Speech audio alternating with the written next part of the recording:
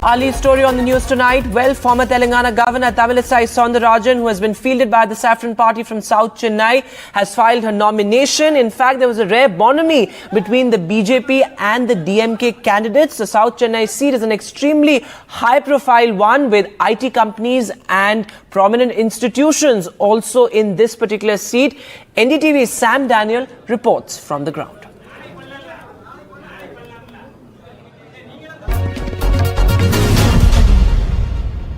As far as the DMK government is concerned, it is anti-people government. People are very angry at this present government. So, along with it, people are very angry at the present DMK MP because she hasn't done anything for the constituency with regards to Pallikarna issue, with regards to CMR, with regards to Metro. So people are very angry at her. Her own party cadres are angry at her. So these factors are in favor of us. Hence we will definitely, with God's grace, win the election.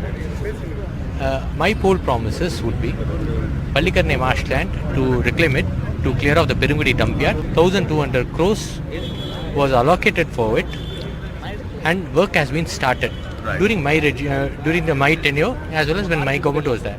But since DMK government came into power, the DMK MP didn't mind about it. Only 20 to 30% of the land has been reclaimed. So when I come back to power as a member of parliament, I will fast the entire process, make sure it is implemented in a fast pace and garbage is cleared within a period of 2 years. First of all, I am promising I will be sister. I will be sister of South Chennai, and I am facing this election not as a candidate, as a voter of South Chennai. For the past 40 years, I am the voter, and I have run free clinic there, and I always seen the people whenever there is need for them, and I have raised their voice for them. And I want to organize 6 offices in 6 assembly segments. That is my promise I have given. I have given a phone number for contact.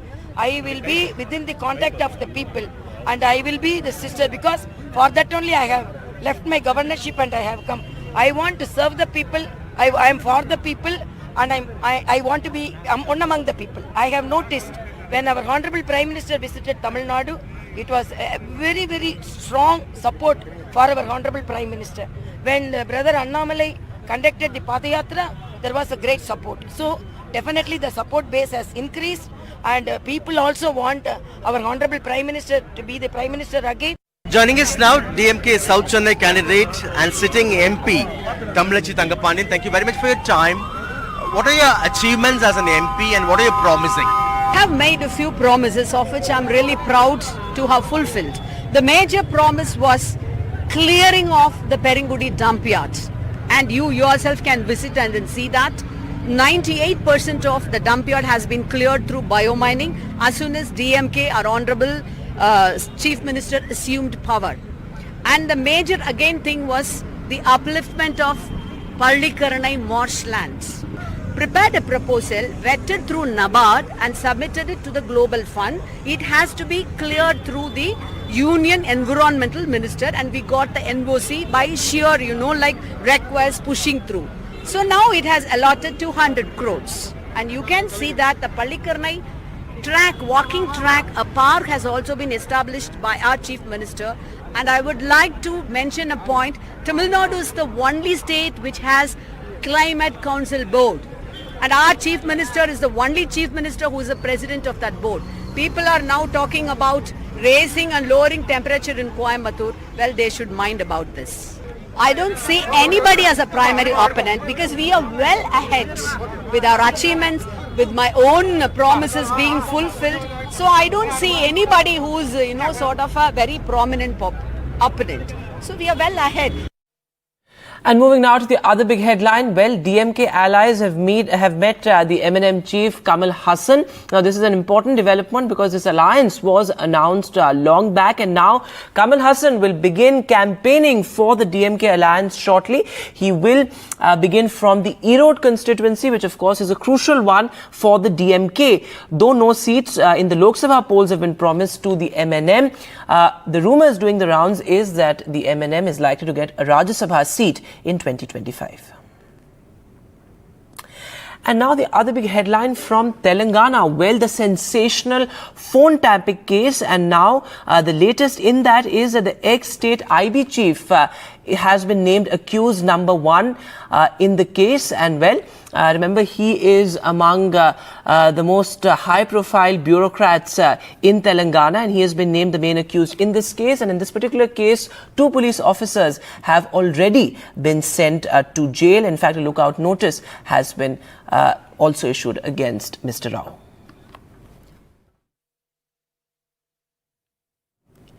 And in other news, mining baron Janardan Reddy has rejoined the BJP in Karnataka ahead of the Lok Sabha election. The lone MLA of the Kalyan Raj Prajati Praksha has earlier snapped his 2-decade-old association with the party during the recent assembly election. Take a look. After being politically inactive for 12 years since his arrest due to mining allegations, Janardan Reddy, who was once considered the money power in the BJP, decided to launch his own party in 2023 and even won the assembly seat of Gangavati in Karnataka's Koppal. Having flirted with the Congress in the state assembly and during the Rajya Sabha elections, he has now had a garvapsi and has merged his party with the BJP after a meeting with Home Minister Amit Shah. I'm so happy I have come back to my home to support Mr. Narendra Modi ji for the 3rd time. In the interest of the nation, I joined Bharatiya Janata Party. The BJP is looking at cashing in on Reddy's influence in Kalyana, Karnataka, while being well aware that Reddy is still fighting the mining scam case and is on a conditional bail since 2015. Kalyan Karnataka, parts of Kalyan Karnataka, Ballari and various parts of Karnataka. His popularity is there. I think he has undergone all the scrutiny, due process, due law. Politically, he is now a member of Legislative Assembly. He has been welcomed. Kalyana Rajya Pragati Paksha is one of the reasons the BJP feels it lost badly in the Kalyan Karnataka region. Congress won 5 out of 7 seats in Bagalkot. All 5 seats in Ballari fell into Congress's hands. 3 out of 5 seats in Koppal were bagged by the Congress. The Congress says this exposes the BJP's links to the controversial mining baron. We all know that the mining scam consisting of more than 30,000 crores. The main accused, Mr. Janardan Reddy, who was in jail, is with the BJP today. All those people the BJP criticized as being the most corrupt are the scamsters. They are taking with the equal, warmth. Janardan Reddy first hit the spotlight in 1999 when he campaigned for late BJP leader Sushma Swaraj in Ballari during the Lok Sabha election then. It's 2024 Lok Sabha election now and Reddy is all set to campaign for Sri Ramulu. Will this chart out a new political chapter in Reddy's history? With camera person Govind Pratibharaman in Bengaluru for NDTV. And news now from the national capital ahead of the Lok Sabha polls, the crucial JNU student elections, and the left front has retained all 4 seats. Remember, JNU is considered a left bastion. There was a neck-and-neck battle between the ABVP and the JNU, but the JNU managed to sweep all 4 seats in JNU. Take a look.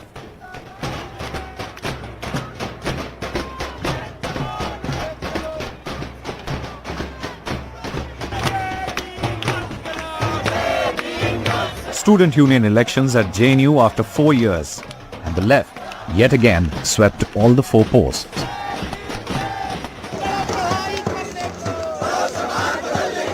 Dhananjay of All India Student Association (AISA) won the post of president. Out of a total of 5,656 votes, Dhananjay got 2,598 votes. ABVP's Umesh Chandra Ajmera got 1,676 votes. 4 साल बाद इस campus में कई के लोकतंत्र बहाल हुआ। किन मुद्दों पर आपने चुनाव लड़ा? इस कैंपस में जहां लगातार हमला हो रहा है, देख लीजिए कि जिस तरह से पॉलिसी लेवल का हमला है कि फंड कट्स हो रहे हैं, रिसर्च में फंड कट्स हो रहे हैं, सीट कट्स हो रहे हैं। उसके साथ हम देखते हैं कि एक प्रोपेगेंडा लेवल का भी हमला चल रहा है हमारे साथ। कैंपस में वायलेंस जो लगातार EVP कर रही है, हॉस्टल की स्थिति बहुत खराब है। Left candidate Avijit Ghosh got 2,409 votes for the post of Vice President. He defeated ABVP candidate Deepika Sharma by 927 votes.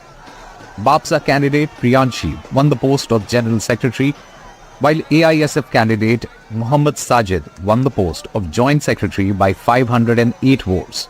4 साल बाद ये चुनाव हो रहा है और ये मैसेज है कि छात्र हमेशा छात्रों के मुद्दे पर राजनीति को चूज करती है, ना कि धर्म की जाति की राजनीति को चूज करती है।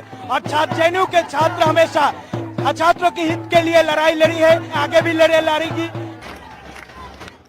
There was a direct contest between the left and ABVP. Like the 2019 election, this time too, the ABVP candidates came in second on all points. Bureau Report, NDTV. And now a special exclusive at this hour with the prominent American surgeon and public health researcher Atul Gawande, who talks about, the new age vaccines that are being developed and also the link between pollution and deaths. Take a look.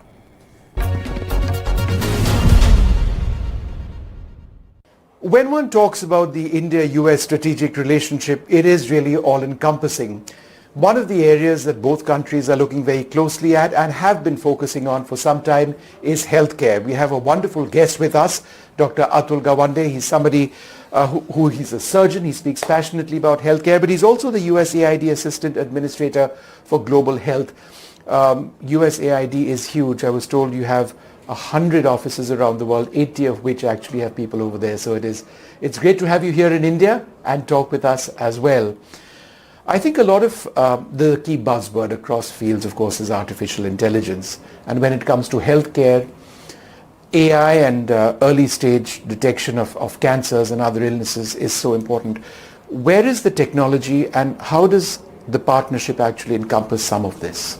Well, artificial intelligence is something that you can imagine it's going to replace my doctor. I will have a machine taking care of me.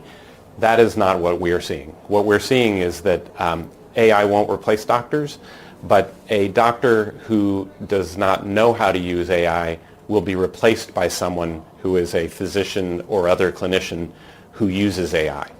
So as an example, we are a partner with India in developing global solutions for health. That's leading global health at USAID. That's my principal role.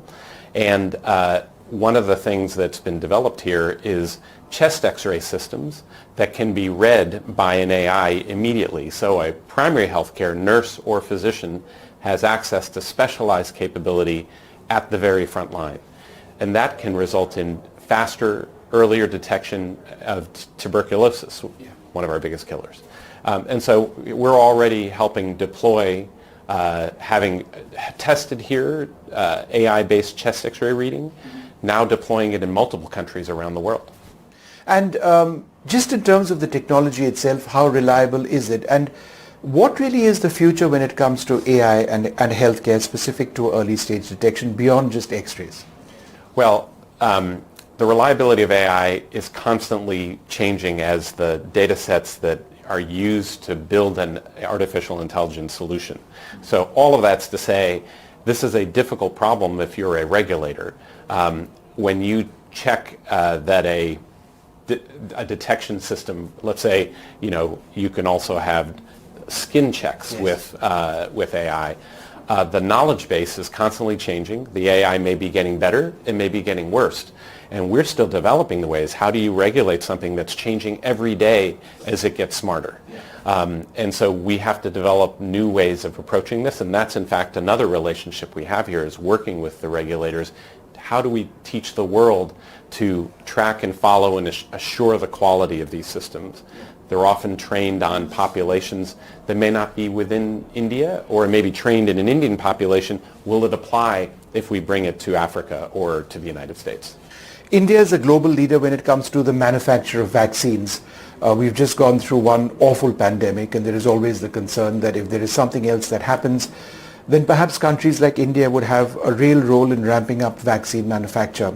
How important is that from a global health standpoint, India's manufacturing capabilities, and perhaps some of the technology and best practices and new discoveries in vaccines which America brings in? So India's capacity for vaccines has now become the most important manufacturing base in the world for vaccines. When India had Delta come and needed to focus all the vaccines on the needs of India, that affected the entire world. So the supply chain of Indian vaccines means that we need the capacity not only to make sure that it's serving India, but that it can serve the entire world, even in a crisis. And so part of what's been powerful is, first of all, there are new vaccines. USAID's partnered with Indian manufacturers to develop the first low-cost malaria vaccine, which we're about to roll out. Huge deal. But then there is partnerships between some Indian manufacturers enabling factories in other parts of the world, including in Africa. And so there's a global supply chain that India is becoming very important in providing. Antibiotics is an area which is of huge concern. It's extremely expensive, as I understand it, to develop new generations of antibiotics. But here in India and in other parts of the world as well, we've got superbugs, often hospital-borne superbugs. I lost my own father many years back to a hospital-borne superbug. And the sense is that there are only so many antibiotic options which are available. What stops the further development of a new generation of antibiotics at the pace at which it's required? Vishnu, I can't stop without saying I'm so sorry about your father. I mean, this is the story of millions of people who pick up, especially in hospitals, resistant infections.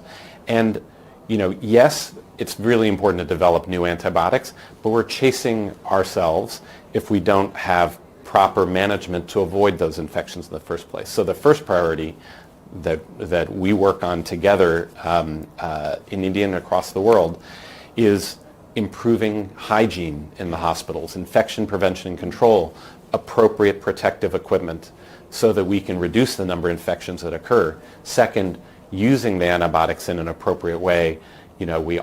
Many people, including here in India, will get an antibiotic and immediately stop it when you feel better. But now that's how you create a resistant infection. You have to take the full course. Yeah. And that's like, if I had one message, that's the number one thing. If you're asked to take an antibiotic for 2 weeks, take the antibiotic for 2 weeks. The third is the development of new antibiotics. And there are new antibiotics developed for TB, for example. One called bedaquiline has become a very important drug for drug-resistant infection. It saves lives, and now is being manufactured at lower cost in India and becoming widely available. But it has to be used properly so we don't end up making resistance to that.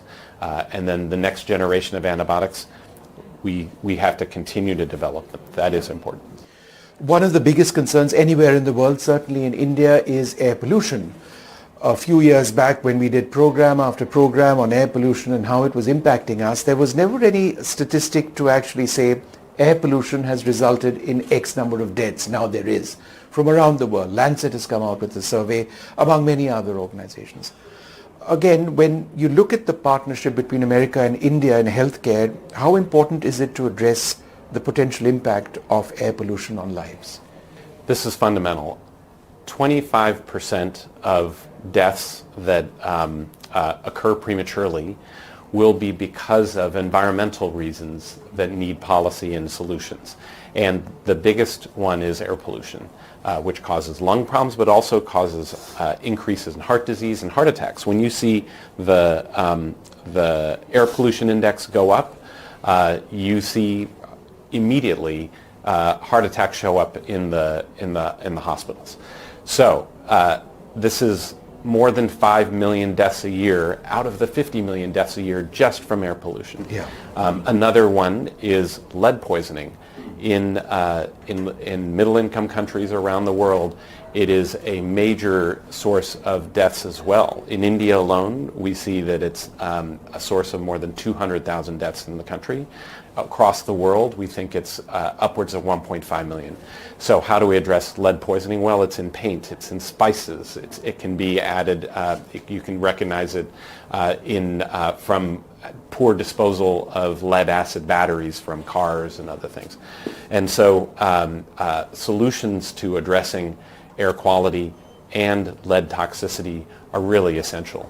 And it's not just about lives, which are obviously the most important, but it's also about the economic standing of a nation. If a country loses an X percentage of people every year to air pollution, then that percentage of your potential economic growth gets affected. So it's the way of life. It's all about the way of life for an entire nation in a sense. You put your finger on it.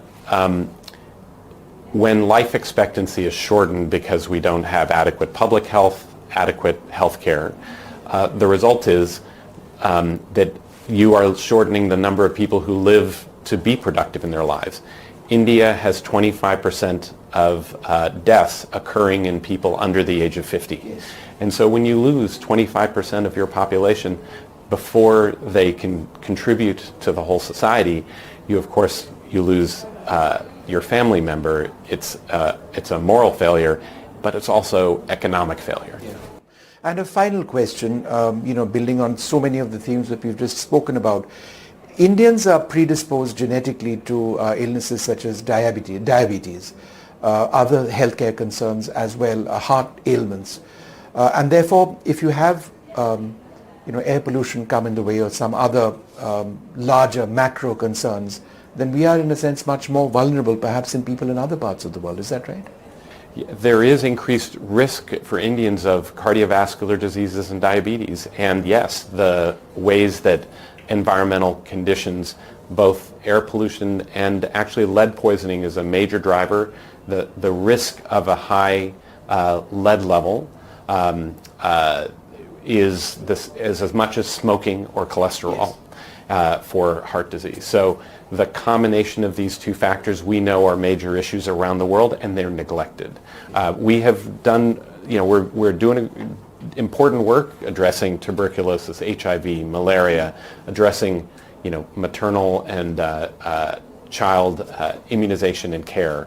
But we will be held back if we don't also address the environmental health component. It's wonderful speaking to you. Thank you very much for being with us. Dr. Atul Gawande telling us a little bit about so much, AI and the benefits of AI in early stage detection of illnesses, the need for new antibiotics while ensuring that antibiotics that exist now are regulated in their usage, air pollution and all that it encompasses for the lifestyles, for the healthcare of millions, billions in fact, around the world.